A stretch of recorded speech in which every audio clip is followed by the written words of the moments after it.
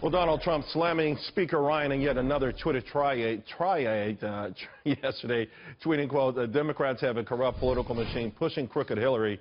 We have Paul Ryan, always fighting the Republican nominee."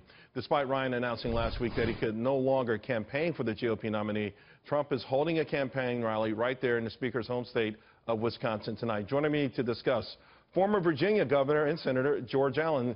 Governor, welcome to the show. Good to be with you. Hail, Charles. Hail. Listen, let me ask you. Hail.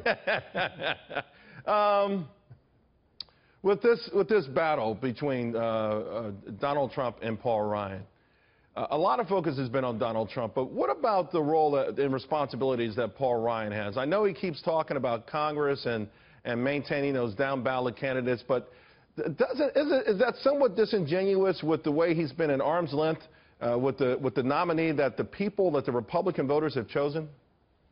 Well, I think you ought to respect the voters and the nominee of the party. Paul Ryan is Speaker of the House of Representatives. That is his top responsibility, and that's Speaker of the House.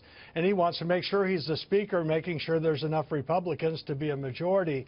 And I think what you're seeing is that politics is always local. And in all of these various races, there's some who run on different issues. You have Barbara Comstock in Virginia in a real tight race to get reelected. She's an outstanding congresswoman, and she has her ideas and the issues that are important to the people in her district, which may be different than those in another part of Virginia and sometimes different than Republicans elsewhere in the country. So I think Paul Ryan is a person who I think has the potential of being a great leader because he's motivated by ideas and reforms. And to the extent they could do something in the House like Newt Gingrich did with a contract with America and say, here are ideas to make our country more competitive for manufacturing or create more job opportunities, I think that would help House members, Senate members, and the presidential ticket as well. Yeah, but wouldn't it be even easier for them to usher in such legislation if the president was a Republican?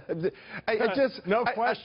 I get where you're coming from, and I guess that's get it through. Yeah, that's his official role. But couldn't he be doing a lot more to help the entire ticket? Why does it have to come down to one or the other?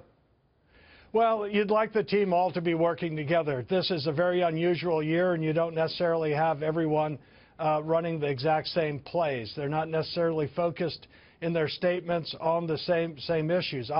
You know, Charles, from the beginning I've said I'd like to see this campaign run on ideas that motivate people with constructive ideas to make our country stronger, safer, and more prosperous. Right. And there's a lot of detours. Now, if we don't win the presidency, right, all they're going to be able to do is play tenacious defense. But you'd like to get things done.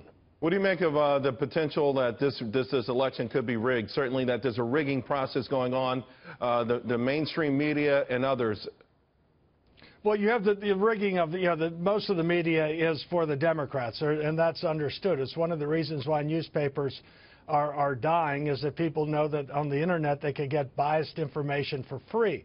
The integrity of voting is really important, and I don't necessarily think that elections are rigged, but voter fraud does exist. And in fact, just last month in the Shenandoah Valley of Virginia, a young college student in Harrisonburg was caught registering a person who people knew was not alive because he died 2 years ago, and he was the father of a district court judge, Rick Claybrook. Right. So this kind of stuff happens. So scrutiny and poll watchers are really important for both parties to make sure that the people who are voting are who they say they are and are alive and are only voting once.